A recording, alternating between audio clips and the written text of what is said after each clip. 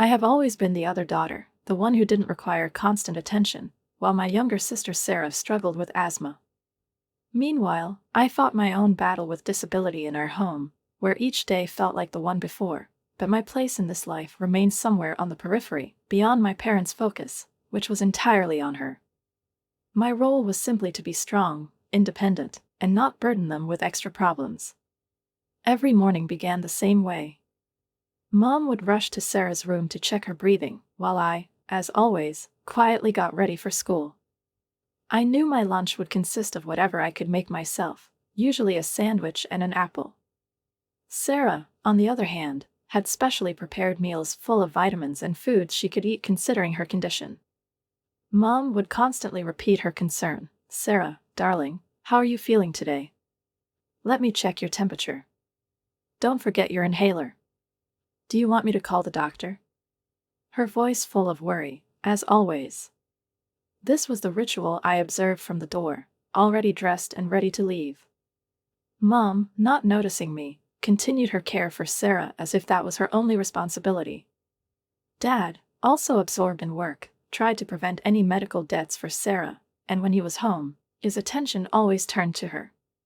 "How's my little fighter doing?" he'd ask, passing me on his way to her room. I stayed in the shadow of these daily worries, quietly doing my duties. I learned to manage on my own.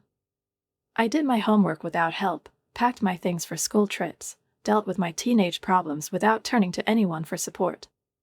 Mom was too busy being Sarah's personal nurse and advocate. By the time the last year of high school came around, I was ready. I had great grades and a clear plan for the future. Secretly from my parents, I applied for a scholarship and soon received a full offer from the state university.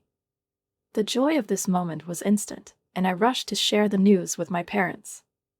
But when I got home, I found Mom in the kitchen, preparing a special hypoallergenic dinner for Sarah. I announced that I had received the scholarship, but Mom simply replied, "Sweetheart, could you set the table? Sarah needs to eat on schedule with her new medications." It felt like a cold shower. My joy evaporated, and the thought crossed my mind, I will never be the priority in this house. I didn't let it crush me, though. On the contrary, I let that feeling sink in and fuel my inner world. After all, I had something much more important than seeking approval. I had freedom. And when I left for college, Mom was so absorbed in Sarah's latest health crisis that she didn't even bother to say goodbye properly. Dad just gave me a bit of money and said, "Drive carefully." College flew by for me like a dream. I dedicated myself fully to my studies, finally found true friends, and graduated with honors. When a marketing company offered me a job, I felt like I could stand on my own 2 feet. However, everything changed when I started working.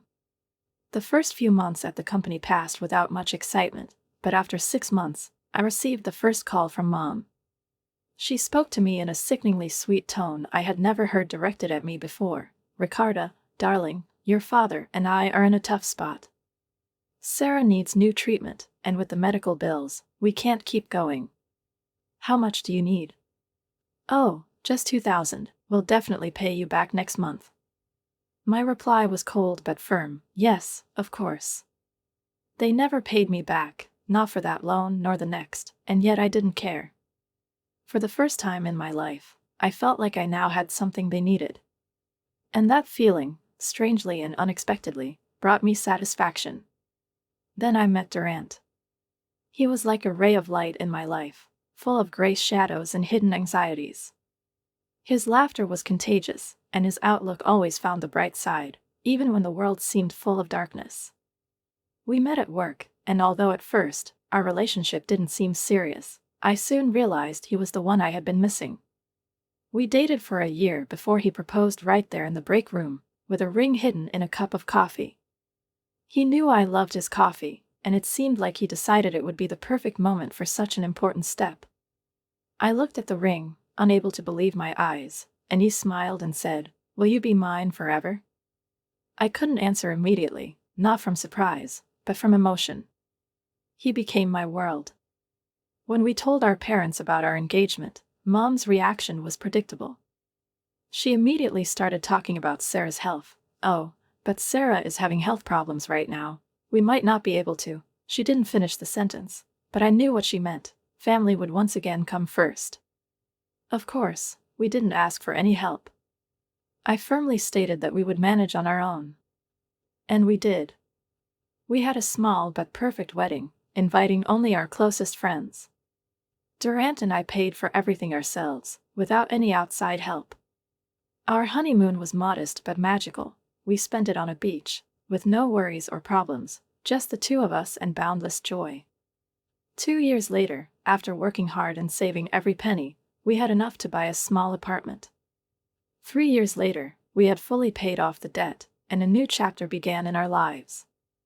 One night, as we sat on the balcony watching the sunset, Durant said to me, "You know, I don't think I've ever been as happy as I am right now.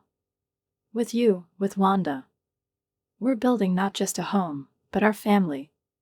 His words warmed me like a ray of spring sunshine, and as I looked at him, I realized that now I had everything: love, support, and a sense of security. I agreed, yes, we should do this. We will be happy. And soon Wanda was born, healthy and perfect, just as we had dreamed. Durant was the best father I had ever seen. He photographed every one of her movements, every glance. When Wanda was 2 months old, he didn't miss a single important moment. He was full of pride, and it seemed like nothing could overshadow his happiness. But even in this idyllic life, there was room for anxiety. One day, when he went on a business trip to Chicago, he kissed Wanda on the forehead and said, "Just 3 days, and I'll be back. Don't worry." I drove him to the train station, and that was the last thing I did for him. The call wasn't from him. It was from the railway company. There's been an accident, the train derailed, there were no survivors. I don't remember how I sat down, but I remember how the world around me suddenly turned colorless. The first weeks after his death passed in a fog. I moved through the days like a ghost, repeating the same actions, feeding Wanda, changing her, but feeling half dead inside. When the insurance company called to inform me about Durant's life insurance policy, I barely heard their words. The money was nowhere near what I needed most. Then I called Mom. My voice was broken. "Mom, I can't do this alone. Will you help me with Wanda, at least for a few months? I'll pay you whatever you want." There was a long pause on the other end of the line, and I almost lost hope when she finally said, "Oh, darling." Then, as if with a knife, she whispered, "You know, I'm not as young as I used to be. Taking care of a child is hard, and with my blood pressure, I just can't risk my health. Maybe you could hire someone?" These words hit me like a slap in the face. I thought of all the years Mom had devoted to caring for Sarah, and suddenly realized that now, when her other daughter faced problems, she wasn't ready to support me. I didn't give up. I found a wonderful nanny named Maria, who loved Wanda as her own. The insurance provided us with the funds to hire the best person to care for my daughter. We gradually adapted to our new life, and Wanda grew, looking more and more like Durant every day. Then came a call from Mom. "Sarah is getting married to Gaston." Her voice was full of excitement. "Can you believe it? They own a big real estate development company." But the joy was short-lived, as the next call wasn't as happy. Dad sounded tense. "Ricarda, we need to talk about Sarah's wedding," he said, and I felt a heavy shadow fall over my heart. He began explaining that they had taken out a loan using the house as collateral. When he mentioned the amount, I was overwhelmed with anxiety. It was too much. I couldn't believe my ears. "Dad, no, this is your house, your retirement security. You can't risk it for even a single day," I thought, but remained silent. His voice, firm and harsh, took on that stern tone I remembered from childhood. "We won't have a Peterson wedding," he said. And I knew what he meant. Money wasn't the problem. The main thing was not to disappoint Sarah. We couldn't have her wedding be like everyone else's. She deserved something more, something worthy of her, in his eyes, status. I tried to convince them we could have a more modest celebration, but Mom got offended. "You don't understand, Ricarda," she said. "This is a big day for Sarah. She deserves it. Her words carried bitterness, a hidden reproach, as though everything I could offer wasn't good enough for my sister. Sarah always needed more, and I knew that. My wedding was modest but perfect. We paid for everything ourselves, proud that we started our life without debt. But, of course, Sarah needed something more extravagant, something beyond what I could afford. Sarah's wedding was exactly what one could expect from her: extravagant, luxurious, bordering on excess.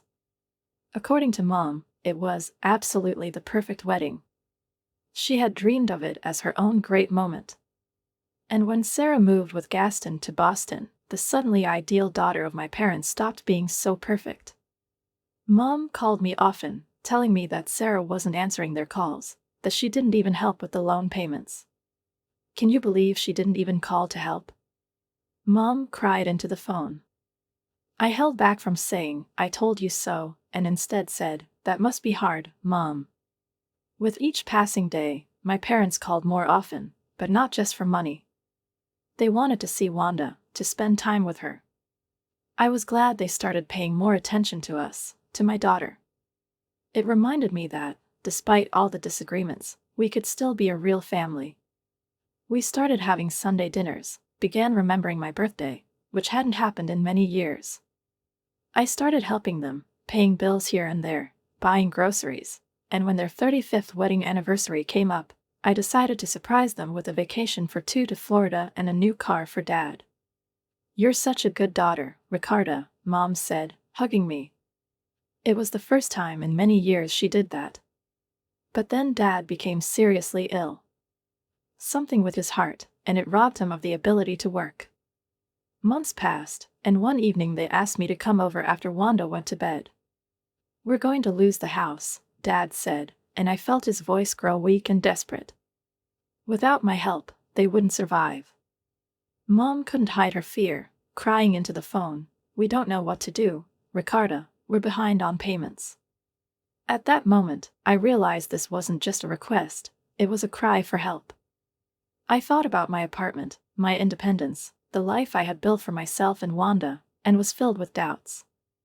Mom insisted, "Please help us, we don't want to lose the house." I didn't know what to say.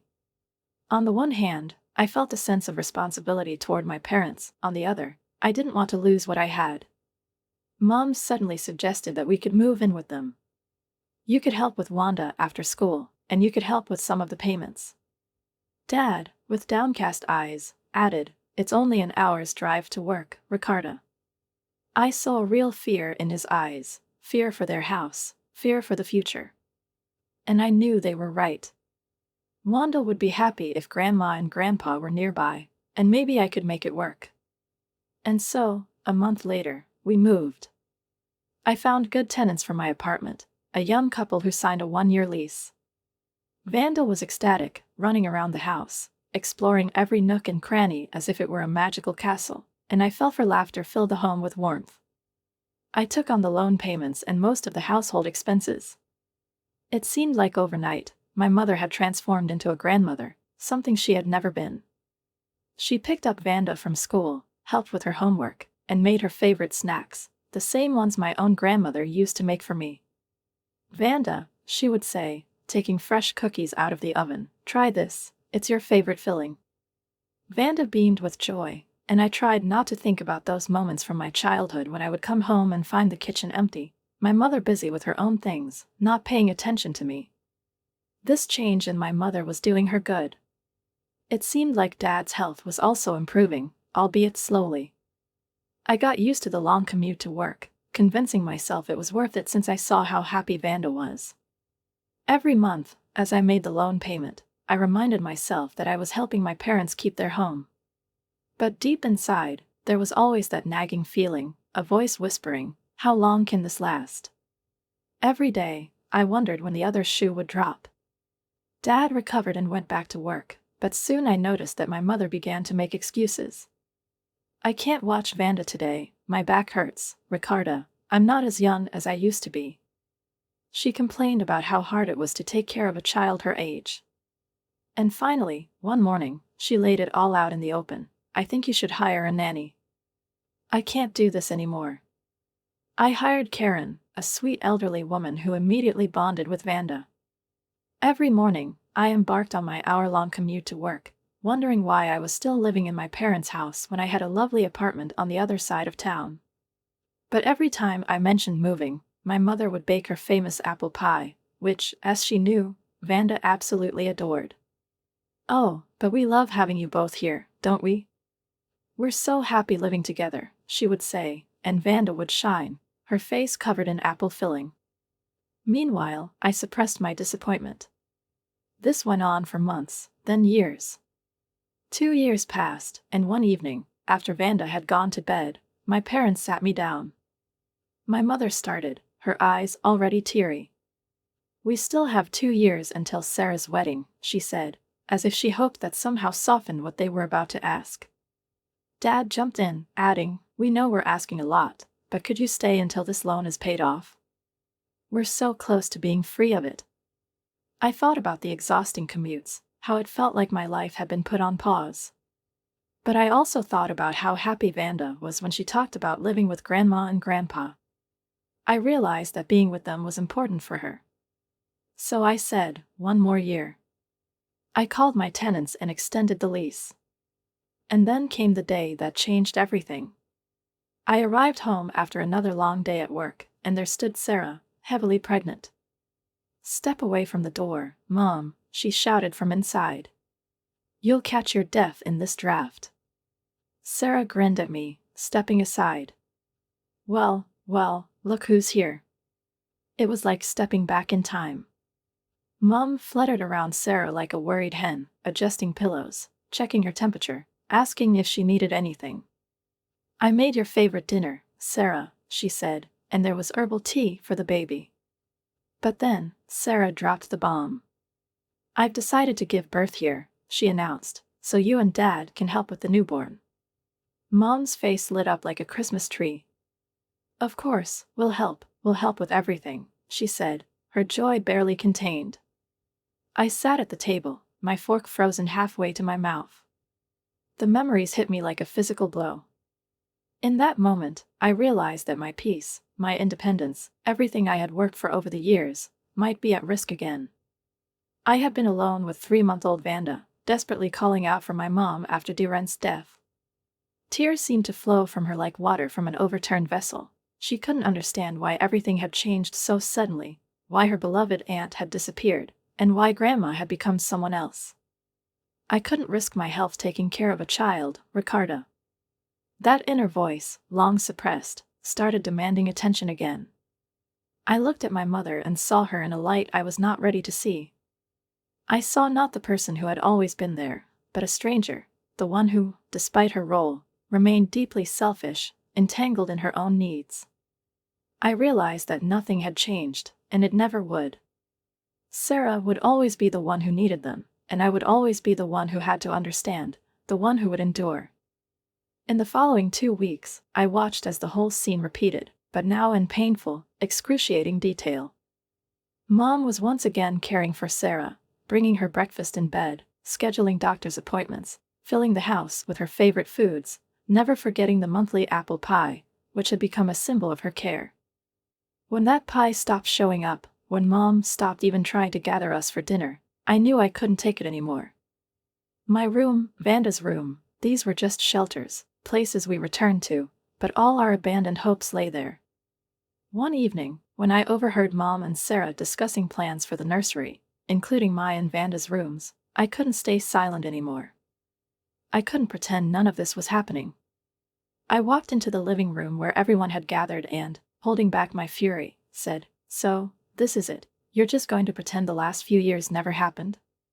Have you forgotten how Sarah left you with that huge loan that I helped pay off?" Sarah rolled her eyes and, without flinching, replied, "Oh, here comes Saint Ricarda, rushing to the rescue." She didn't even try to hide her sarcasm, and her voice sounded like a challenge, an open provocation. "Don't worry, it's not good for the child," my mother said, nervously fiddling with napkins. I turned to her, clenched my teeth, and said, "Let's talk about how you mortgaged your house for her wedding. And about how I paid off that loan while she lived her best life." Sarah retorted sharply, This is none of your business, Ricardo. No one asked you to pay anything. If it's that bad for you, maybe you should go back to your precious apartment.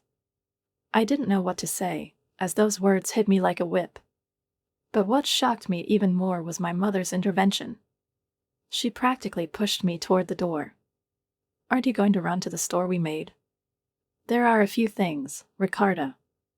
It wasn't just a suggestion, it was an order, as if I were a child being sent to my room for punishment.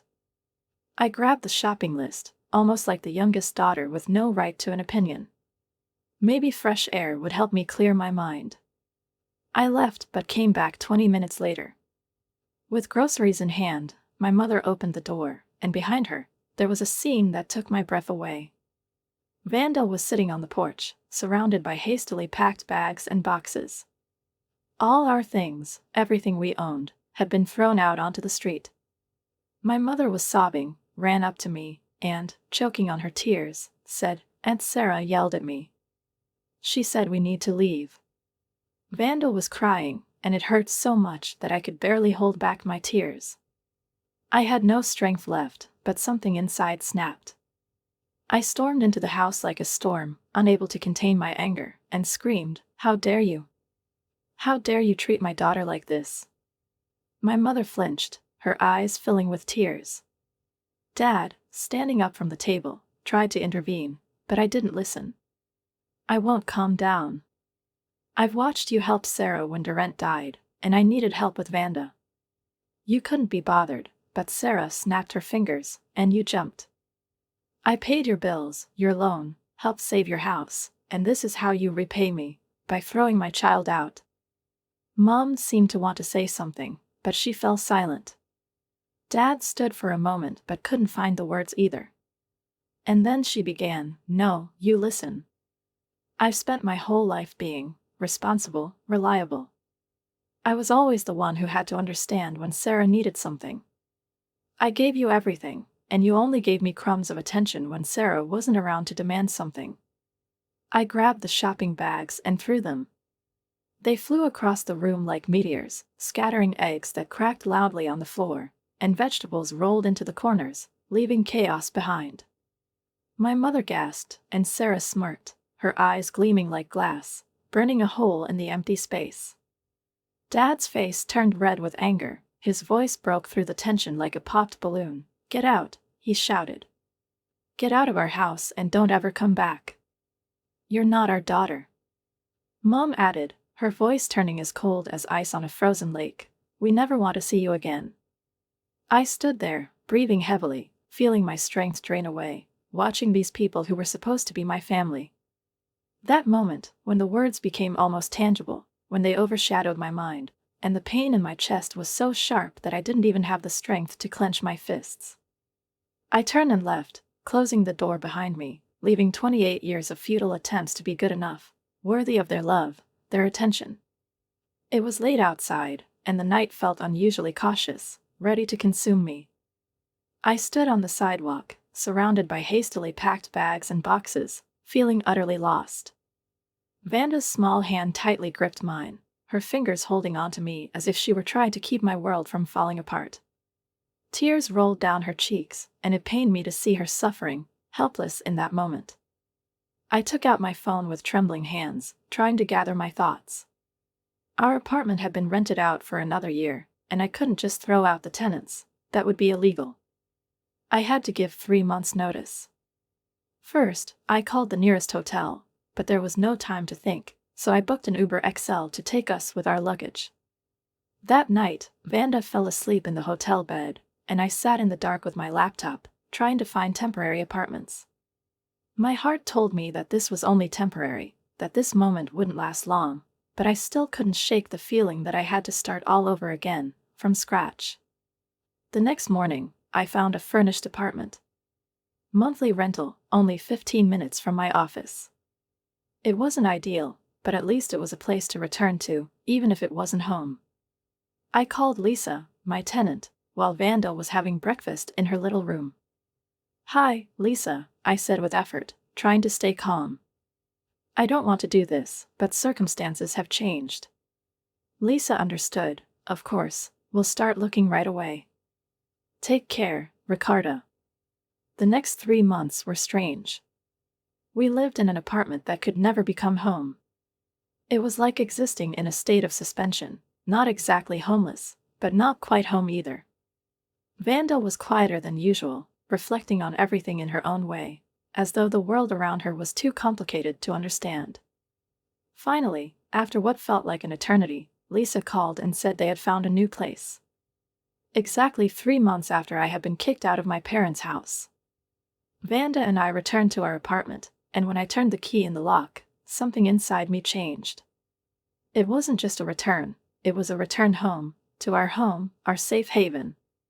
No drama, no favoritism, no need to tiptoe around to avoid upsetting someone's expectations. Vanda ran around the rooms, happily finding her old toys and books that we had left the night we left everything behind. I sat down and really looked at our finances. We were doing well. In fact, even better than well, and without the support of my parents. We both had extra money that used to go to bills could now be saved for the future. I opened a new savings account specifically for Vanda's college fund and set up automatic monthly transfers. Over the next few weeks, we settled back into our old, familiar routine. Vanda returned to her old school, where her friends greeted her with open arms. I got back to work, receiving praise for projects that earned me promotions. I was too busy to continue living with my parents to think about the fact that I was once part of that house. 6 peaceful months passed, and Vanda and I found our rhythm again. School, work, evening movies, weekend adventures. No drama, no guilt, no complicated family dynamics. Just us. And then there was a knock at the door. I opened it. My mother was standing on the threshold, her eyes red from crying, and her lips trembling like someone who couldn't find the words. She opened her mouth but couldn't speak right away. Instead, a quiet sob escaped her throat. I felt something tighten in my chest, but I tried to hold it together. "Ricarda, please," she said, and tears flowed down her cheeks again.